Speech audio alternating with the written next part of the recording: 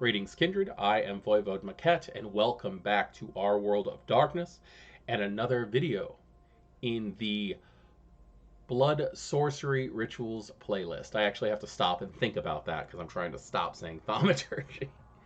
But this ritual review is actually going to be on Warding Circle against spirits. This is something, this again, one of those things that's pushing me towards keeping the warding circles and the wards in separates and not just covering them all at once, because this is going to cover some things that I would like to go over completely. The book states, the ritual creates a circular ward on the floor or ground intended to prevent the passage of spirits. Although more difficult than some warding circles, it is one of the most commonly found in grimoires and other sources. A human occultist could potentially reconstruct a functioning version of this ritual with an intelligence plus occult test difficulty of 6, although they could not cast it without the vitae or some other supernatural aid or element. This ward uses the standard rules for warding circles on page 275 of the core book for Vampire the Masquerade 5th edition. There's the details that I really want to go into this. First off, it says spirits. It doesn't say jack about what type of spirits. There are elemental spirits, there are wraiths, there are specters.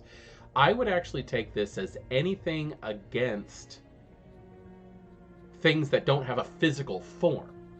That's how I would take this. This ritual could be used in a multitude of ways against ghosts, against elementals, and pretty much anything else that you can think of that does not have a physical body. I like the fact that it goes on to saying that a human occultist could recreate this with a specific test, and the idea that it just needs supernatural aid or element, which means a human could perform the ritual if they have a vampire helping. It doesn't have to be a thaumaturge.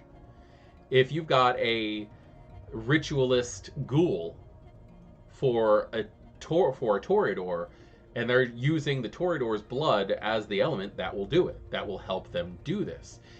But it says a supernatural element. It does not say specifically vampire blood. It does say vitae, but it says or some other supernatural element. You could mix whatever your prime components of the ritual with werewolf hair, with solidified glamour from the fae, with quintessence from the mage. You could actually do this with ectoplasm from a wraith. There's so many things that you could do, such a variety, that you could help this out, where even a Tremere who's noticing this, who had sensed the unseen and could see the thaumaturgical residue, and it could actually identify it, but not exactly understand what is being used to create such a thing. And I think that is such an interesting aspect of this, that it causes so many neat details that can create little speed bumps along the road in your game, depending on how you decide to utilize this ritual.